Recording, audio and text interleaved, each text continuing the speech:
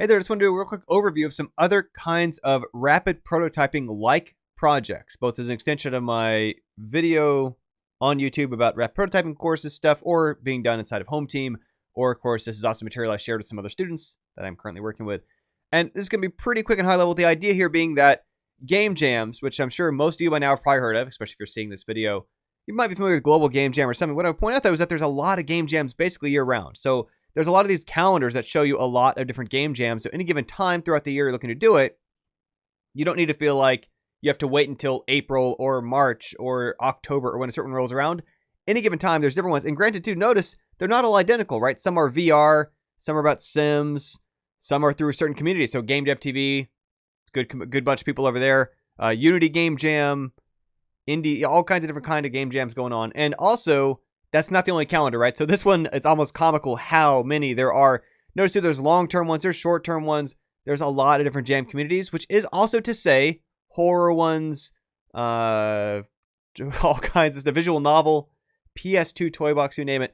Which also means, right, if you try a game jam and it just didn't speak to you, the tone, the pace, the attitude, something about it, the particular group of people who are doing it, that's okay. That doesn't mean that all jams aren't a fit for you. That doesn't mean that you're not a good jammer. It could just be, keep looking, try out another one, see if there's a different one's a better fit for you, but be aware there's a lot of them out there. Now, game jams sort of evolved off of, by the way, I also want to clarify, itch.io, any given time has a ton of them on like a dynamic calendar because it's really easy. I mean, almost easier than making a game. It still obviously takes some work to organize setting up, okay, here's our parameters, here's our goal, our timeline, our rules, here's our window of time. But like when I was involved with the Extra Credits game jam now several years ago, this is how they'd set it up. It's a nice forum. People can submit their games on itch, connect it to a jam, make a collection out of it automatically. It's a really great system. itch.io is built up for that. And so again, there's game jams all over the place. Any given time you can find. Game jams actually sort of evolved partly off of hackathon culture. And the hackathons are a more general programming subculture of coders who will get together on weekends. Sometimes they'll collaborate. I think I've been to a couple at Microsoft campuses on the West Coast or Siftio's offices in the Bay Area or something. But it's basically, you know, a 48-hour, sometimes plus or minus time period to make an app, to make a piece of software. Sometimes about social causes, about testing new hardware, about you name it, different kind of things we're trying to do. Figure out new APIs that just got released, or make a killer app on VR, or find funding, or something. All kinds of objectives they have. But there's a certain programmer culture that hackathons had already that sort of is what seeped into the form that game jams have taken. And I say this only because there's a lot of different other kinds of groups who are doing other kind of creative projects. That's what I want to talk about today, of other lenses. In case, let's say you're not mainly a programmer, or it's not your main strength, or just you're ready to try on a different hat as a creator. Let's look at some of the other stuff that's going on. So NaNoWriMo is a project. People try to write a novel in a month, and it's a lot of words. I want to say, is it like, 50,000 words in a month? Yeah, there it is, 50,000 words in 30 days. And it's a nice choice of where they're setting an ambitious goal, but in a way that helps them establish, but within this time frame, we can't get too lost in the details. We can't be too much rethinking subtleties about character outfits or about little things about the titler. You can't get dropped on because you got more words to do. And it's a very different lens than when we look at a lot of game jams, because they're trying to fit in such a short time frame. They're making something less ambitious, but there are ways like this that you could make the goal to make something ambitious, and then from that, make sure you're keeping it high level. Make sure you're keeping it, I'm just here to produce, I'm here to get good habits, I'm here to focus on our side of the craft. And this has been it's a nonprofit, it's well structured, well supported. That's a great community to look into. And again, whether anyone take part in it directly, which you certainly could, even this is another lens of another kind of way you could approach your jamming or rapid prototyping kind of projects. Fawn, may not be saying that correctly, but they call each other farmers. They're writing songs, right? And so this is a songwriting marathon. People making songs, 50 songs in 90 days. And it's against a different attitude about it. It's okay. It's a very rapid prototyping lens on just keep producing stuff, knowing most of it's not going to be great, knowing most of it's for the waste paper basket, most of it's not going to be worth building on, to then afterwards be able to look back on it. Same thing I do with my Interaction Artist Series projects that helped kick off my indie career in contracting work and eventually grad school and research kind of lines of work. 48-hour film project is movies that are made in a weekend. Once again, it's a constraint that is being set, knowing full well it's going to push the boundaries of what they can do, that certain ideas will and won't fit inside of that, but allows them, just like with game jams, to try out an idea that may not have warranted raising more funding or putting in a full cast of people on a full production schedule, or all the editing usually involved is to put a tighter constraint on it. Or another version of this we also see from the filmmaker community is the Mobile Film Festival, where they're creating movies on these, pretty high definition cameras that we all, increasingly, a large part of the population has in our pockets kind of all the time, looking at how can we make a film with that as a constraint. And keep in mind, it's a weight class. It's a matter of setting a fair bar, just like how some competitions do or don't allow outside code done beforehand, by setting constraints on you cannot use a $50,000 Hollywood grade camera. You cannot use certain types of equipment that would be sort of above this, again, what I'm calling a weight class. It's a nice lens on saying, okay, well, let's then compare apples to apples as a creative community that then allows us to not overextend ourselves and try out some ideas, maybe make some new connections, find our voice, for basically fundamentally have a different function for what we're doing than if we're in a production mindset. Inktober, at the time I'm recording this in October, is of course a competition. People are drawing stuff consistently throughout October. And I saw some discussion recently that the goal is 31 days, 31 drawings. There have also been people, or other people you can see, there's a 52 version of it, one drawing per week all year long, different styles and approaches. Either one of those you could apply to your games just as easily. But I saw somebody, they were feeling frustrated online about how people have been hard on themselves because they started Inktober and didn't follow through on it, but they've already made drawings that they wouldn't have made otherwise. That's still success. Keep in mind, the goal for this stuff is to get yourself to do things you weren't doing. And so if you're doing that, pat yourself on the back. You're doing it. The energy of all of these, right? Almost all of the things I'm pointing out here throughout is it's about encouraging each other. It's about doing stuff, to be doing stuff, to be gaining fluency, to be overcoming some of those hang-ups that we have that prevents us from acting on our ideas. And so any progress is good progress. You're not being graded. You're not being harshly assessed. You don't have fans or customers or investors mad at you. It's doing stuff to get out of our heads a little bit. Art jams, and there's a variety of different versions of this I've already got sort of tabbed up. But it's just playful attitudes about making art, making images, running events as short-term or potentially collaborative projects. And there's ideas about different formats people use for this. One of which is, so I like this one here, Paint Jam. It's partly, look, it's done as corporate events, right? It's done as parties. It's done as client gifts. It's a way to set up an approach to business that's sort of like, you could do this very much for game programming as well, right? To take a version of, I can help facilitate a certain kind of project. There's an audience for it that may be different than, you're not trying to sell these paintings.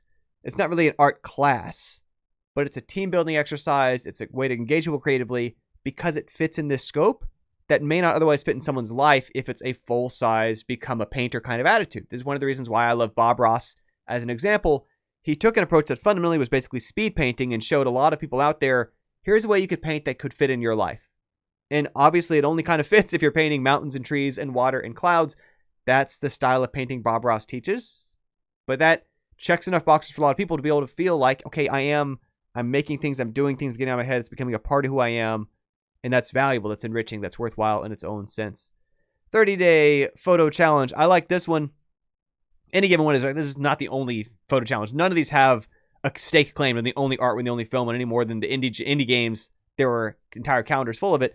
What I like about this one is that each day in this random page I just found through Googling has a different goal, frame within a frame, long exposure, still life, tell a story, rule of thirds, starburst, right? And again, you could take the same lens on your own rapid prototyping projects to say, even if you are doing one a week, even if you are doing 1 month, whatever, beforehand deciding this one's about physics, this one's using Unity, this one's going to be 3D, this one's going to be VR, this one's going to be whatever, this one's going to be on mobile, this one's going to be a puzzle game, to give yourself a reason to kind of keep stretching in different directions. And it's the same kind of way that where oftentimes people find in jams, and a lot of the major jams, they'll have a theme, right? They'll say that this year we're going to surprise you. We're going to say the theme is vibrations, the theme is echo, or whatever.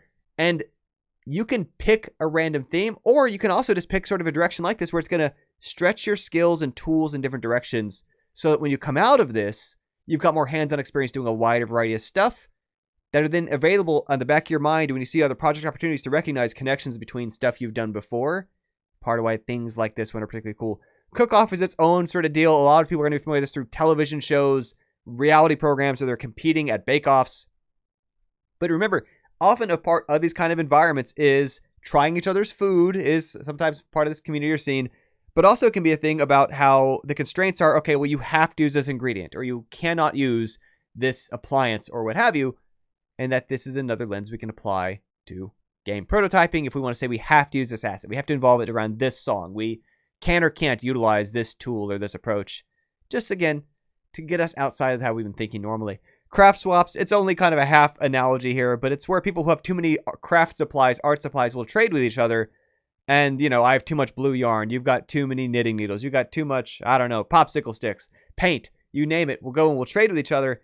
there are also cases where there have been game jams, and I think it was an old TIG jam many years ago. Former collaborator of mine, John Nesky, a friend of mine, and former coworker, and so on. He had worked in an environment where it was a game jam where people traded parts on the internet. Whereas, okay, different people put in a big pile music and art and different pieces and components that then they collectively drew upon to kind of trade. Okay, we're all putting into this pile, we're all drawing from the pile, which is very different from even the case, like, say, where, of course, Home Team works, is people are building a specific assets for a specific game, and there's a certain kind of creative approach that applies to doing that. But it's also a perfectly fine lens to look at, can we trade some pieces around? And especially if you're trying to think more in terms of, maybe you don't want to become an artist on primarily a certain game, but you want to become an asset store artist or something, could be good practice for that kind of approach. And then lastly, I want to pull up, I'm in the Boston area these days, so that's why I found these.